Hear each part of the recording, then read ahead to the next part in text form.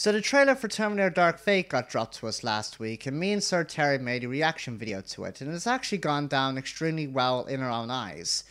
By gaining over 100 views, we're actually quite proud of the results. So for those of you who have watched, liked, and commented and subscribed, we thank you very much for that. But now it's time to get down to the nitty-gritty of this trailer, as well as the film itself. So the trailer fades into Danny Ramos narrating and explaining that just 2 days ago she was a normal woman, and now her life has been turned upside down. And then it cuts to a truck going through a brick wall, and it's eerily similar to the truck that came off the bridge in T2. Literally, it's eerily similar just because of the camera angle alone. So Grace throws a pole directly at the Terminator and misses, and then the Terminator ends up splitting in two, which when I first saw this absolutely threw me the fuck off. I did not expect to see that at all. And to me that makes it a very unique Terminator just because you're dealing with more than just one Terminator now. You're dealing with one that can literally split in two. So it makes me think of either the two Terminators are interconnected, like the endoskeleton is being remote controlled by the liquid metal, or vice versa. But it also makes me think of the potential weaknesses of the new Terminator as well, which I'll get into later on.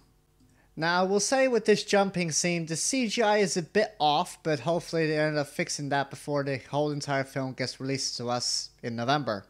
Now, when I saw Grace's skin get ripped off by that pole and see the underlayer, it made me think, okay, is she some sort of Terminator hybrid, or has she been upgraded in the future to be half human, half machine?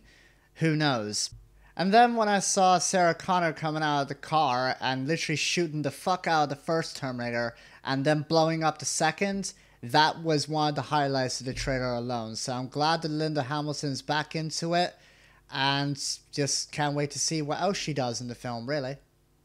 When Grace asked who she is, it leads me to believe that John Connor got terminated at some point in time. So that means the timeline's been completely changed and the future knows nothing about the Connors. So this is going to be a very interesting timeline. Very interesting indeed. Now, when Sarah Connor says that she's never seen anything like her before, almost human, and then it cuts away to Grace literally kicking ass on fucking policemen, and then Grace says that she is human, I'm thinking that possibly she is part human, part machine, in a sense where she's just been upgraded with some sort of technology from the future. So she still has her human brain and all that. Kind of like Marcus in a way, I guess. But hopefully it doesn't go too much like that. When Grace asks why does Sarah even care about her, she says because she used to be her. So I'm guessing she sees a lot of similarities between Danny and herself. So I'm guessing they're trying to push the thing that Danny may become the new Sarah Connor.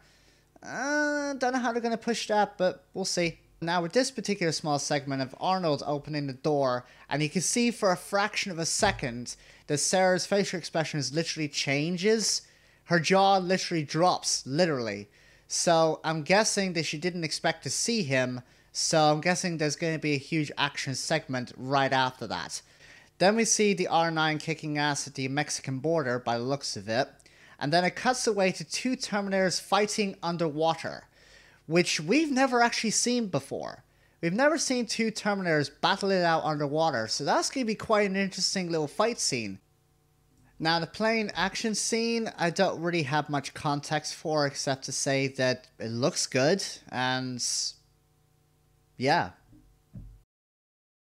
Now, in that scene where Danny asks Grace, how do we win? And Grace responds simply by keeping you alive, is kind of obvious. Now, in the last scene of the trailer where we see Grace literally kicking ass and literally smashing the shit out of the R9, now that was fucking awesome. And the R9 self-repairs and is about to lunge at Grace, I'm assuming, and then it cuts away to Terminator Dark Fate. And that's the end of the trailer. Now going on to the R9's potential strengths and weaknesses, and I'll be talking about both the endoskeleton and the liquid metal separately. The weaknesses for liquid metal are high and low temperature. As we saw with the T-1000, when it became exposed to liquid nitrogen and frozen in place and then shattered into a million pieces, it was also exposed to high temperature, just so happened to be right next to it. So it allowed it to go back into its liquid state and reform. After this occurred, the glitches started to show. For example, when the T-1000 reaches out to a pole that's right next to it, its hand automatically camouflages itself into that pole, also taking its color. The T-1000 rips his hand away and looks at his hand in confusion and realizes that it's starting to glitch out. Then the T-1000 ends up taking the form of Sarah Connor to lure John Connor. But as soon as John Connor rocks up to the T-1000 and looks at his feet, John Connor realizes that his feet are camouflaged into the floor that it's standing on, giving it a huge giveaway to what it actually is. So that's a potential glitch and also potential damage due to low temperature. Now on to high temperature. If the liquid metal is thrown into molten steel, it can evaporate within seconds or minutes of exposure, which also means that its potential weakness is both high and low temperature. Now as for the R9's endoskeleton, to me, from what I've seen in the trailer, it looks incredibly flimsy and looks incredibly weak. I mean, in comparison to the T-800's endoskeleton, in all honesty, the T-800 would probably rip that fucking thing apart. I mean, honestly, the T-800, it looks like a really big, huge fucking tank that's designed to take anything you throw at it, regardless if it's a grenade or a rocket launcher or hell, even small arms fire. So, with the R9's endoskeleton, when Sarah Connor ends up shooting the RPG at it and blows it up, I wouldn't be surprised that after that scene carries on, that the endoskeleton is literally in a million fucking pieces. But if it was a T-800, probably some of it would have been blown away, but it probably would be crawling on the road, literally, trying to still get at the targets regardless. So, I'd say personally that the R9's endoskeleton is probably its weakest point, other than the liquid metal, as I said earlier. Now, as for the R9's strengths, I personally believe that its main strength is when it's literally combined into just one Terminator, not when it splits into two. Reason being is that I think that if the endoskeleton underneath gets damaged, just like when Grace smashes his leg and ends up snapping it in half, I'm thinking that the liquid metal has some sort of nanotechnology within it to automatically repair the endoskeleton, so it ends up pretty much being impervious to wherever it gets thrown at, as long as the liquid metal is surrounded around the endoskeleton itself.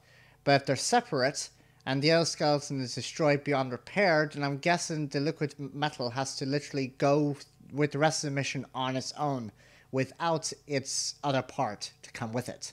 I'm guessing. Whew, well that was a long-winded explanation, but I'm glad I got it out there and just showed my true nerdiness on the Terminator franchise. But anyway, I hope you guys enjoyed the video. If you did, please give the video a thumbs up or a thumbs down if you didn't like it, either which way. Feel free to comment and subscribe and hit that notification button to stay notified of the upcoming videos. See you guys in the next one. Adios.